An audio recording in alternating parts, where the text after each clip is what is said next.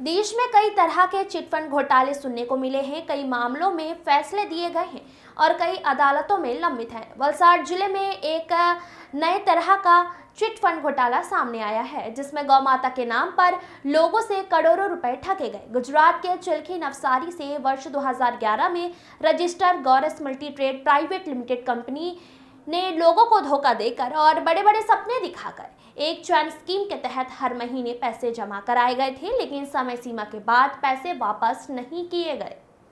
आपको बता दें कि कॉर्पोरेट मामलों के मंत्रालय के अनुसार दोनों आरोपी निदेशक जिग्नेश भाई वरीज भाई पटेल सुखाला कपराडा जिला वलसाड के निवासी और अनिल भाई राम नरेश जायसवाल सूरत के निवासी है।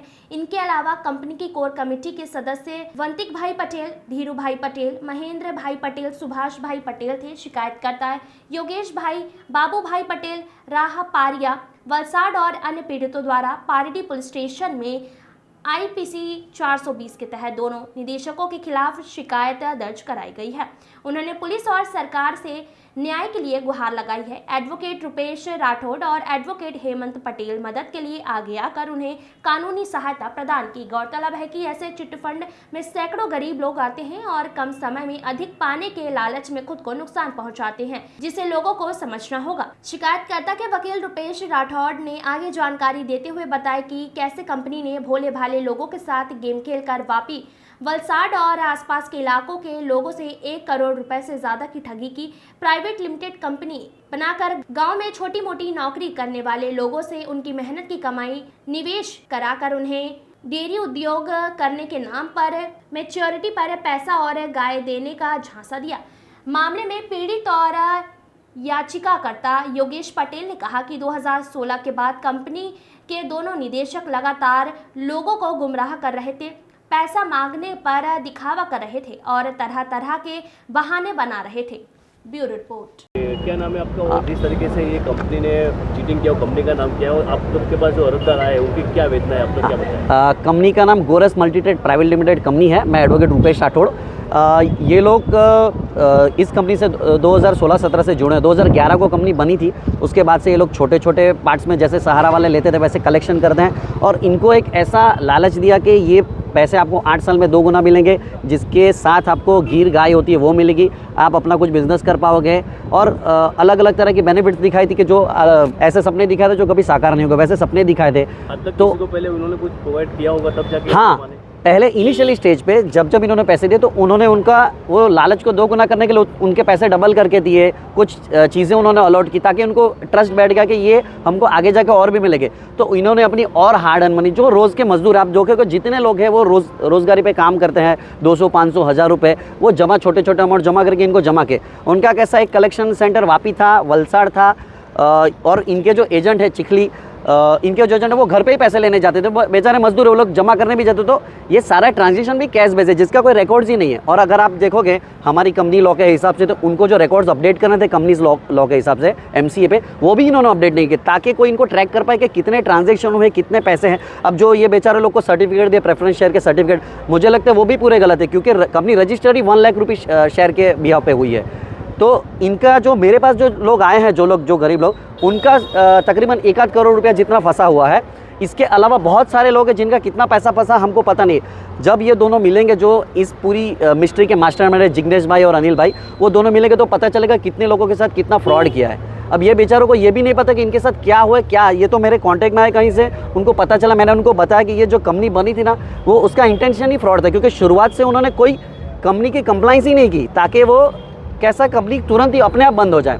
मिनिस्टर ऑफ कॉर्पोरेट अफेयर्स ने इस कंपनी को स्ट्राइक ऑफ किया हुआ है। साल में पहले भी बहुत सारी कंपनियां ऐसा गिलोनी हरकत कर चुकी है, तो इसके बारे में आपका क्या सोचना है? मैं ये बताना चाहूँ तो कि अगर सरकार कोई अच्छे एक्शन ले, तुरंत एक्शन ले, तो ऐसे लोग पे ऐसी कार्रवाई हो ताकि कोई और ऐसा ना कर पाए। जैसे एक आगे भी हमने आया था कि समृद्धि जीवन करके कंपनी है, कुछ अलग अलग सारी कंपनियां जाती थी जो ऐसे लोग को डिटेक्ट करती है जिनको किसी चीज़ का नॉलेज नहीं। बेचारों इनको ये भी नहीं पता कि कंपनी एक अलग चीज़ है और डायरेक्टर अलग चीज़ है। ये लोग कंपनी के डायरेक्टर को उसका मालिक मान के चल रहे हैं, जबकि अपने कंपनी लो में डायरेक्टर और कंपनी अलग है। मास्टरमाइंड वो लोग ही हैं जो इसके पीछे जो डायरेक्टर है।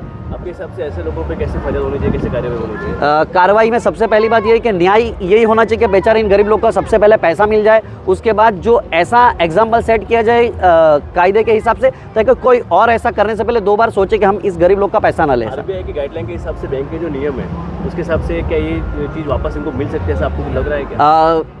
कंपनीज की गाइडलाइंस के हिसाब से अगर कोई कंपनी फ्रॉड करती है तो उसके पीछे अगर जो भी डायरेक्टर, जो भी ऑफिसर्स है, उन कंसर्न पर्सन को सामने लाकर उस पर कार्रवाई करनी चाहिए। पर इस केस में वहाँ भी फ्रॉड हुआ है और इन पर्टिकुलर लोगों के साथ इंडिविजुअली भी फ्रॉड हुआ है।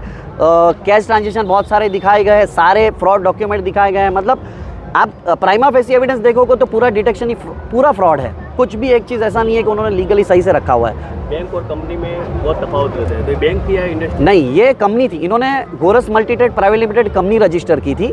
अभी उसके कंपनी स्ट्राइक ऑफ हो गई है, तो उसके जो प्राइवेट डॉक्यूमेंट रहते हैं, जो मैंने एक्चुअली ट्राई किया है उसका निकलवाने की, वो भी नहीं निकल पा रहे क्योंकि उन्होंने अपलोड ही नहीं किए।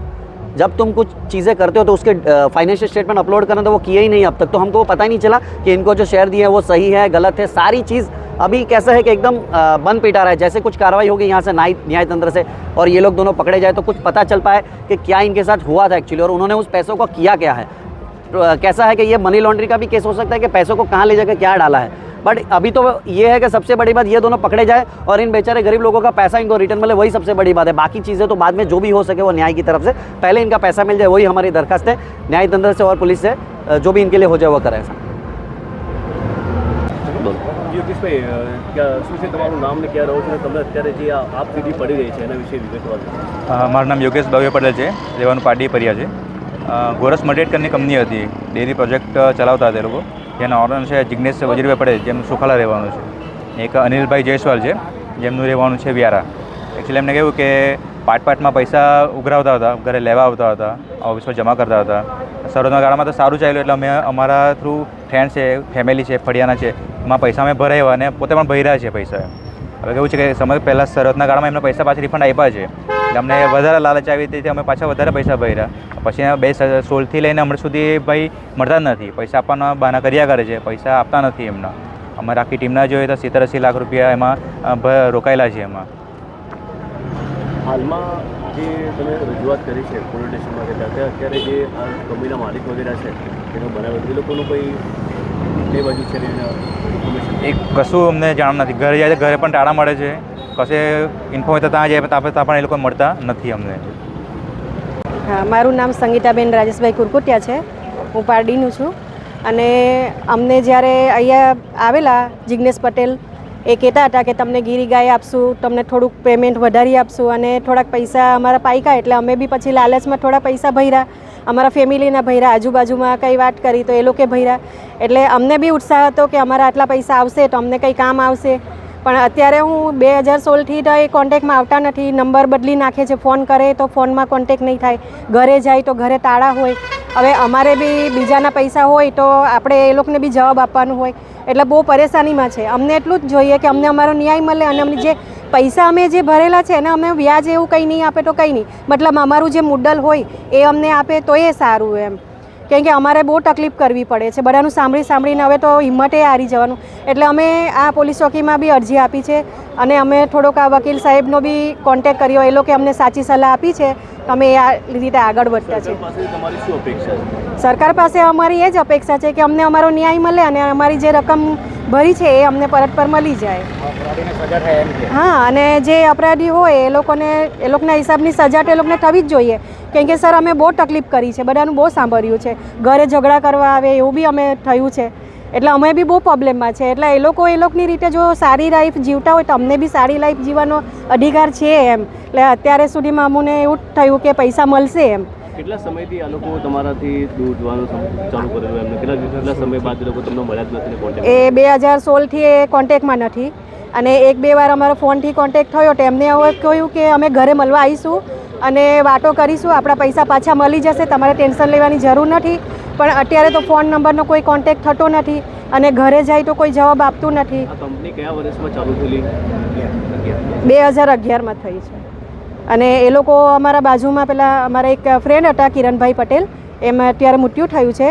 મતલબ એ જિગ્નેશ પટેલ આવે ને તો એ કહેતા હતા કે તમારા પૈસા કશે નહીં જતા, એટલે પોતે લેવા આવતા હતા. એજન્ટોને પગાર ઉપર રાખવામાં આવતા હતા કે પછી કમિશન પર કામ કરતા હતા? ના, એમ તો કમિશન પર જ કામ કરતા હતા, પણ એમ આટલું એ નહીં હતું કે એ લોકો જાતે પોતે આવતા હતા, એટલે વાંધો નહીં હતો કે અમને બી એવું કે ગામના છે, સુખાલાના છે, એટલે પૈસા પાછા મળી જશે. અને અમને ગેરંટી આપી કે અમારું ઘર અહીંયા છે, અમારી પ્રોપર્ટી અહીંયા છે, અમે અહીંના છે, એટલે અમને બી આશા થઈ. સોળથી લઈને અત્યાર સુધીમાં કોઈ જગ્યાએ તમે પોલીસ ફરિયાદ કેવું કર્યું છે આના પહેલાં? અમે કરી હતી, આગળ અમે કરેલી હતી, પણ અમને કોઈ સપોર્ટ ન મળ્યો, એટલે પછી અમે શાંતિથી બેસી ગયા. પણ હવે પછીથી આ વકીલ સાહેબનો ફોન નંબરને કોન્ટેક્ટ થયો તો એમને કહ્યું કે આ રીતે તમે કરો, અને એ અમને સહાયતા કરતા છે, એટલે અમે આગળ પાછા વધતા છે.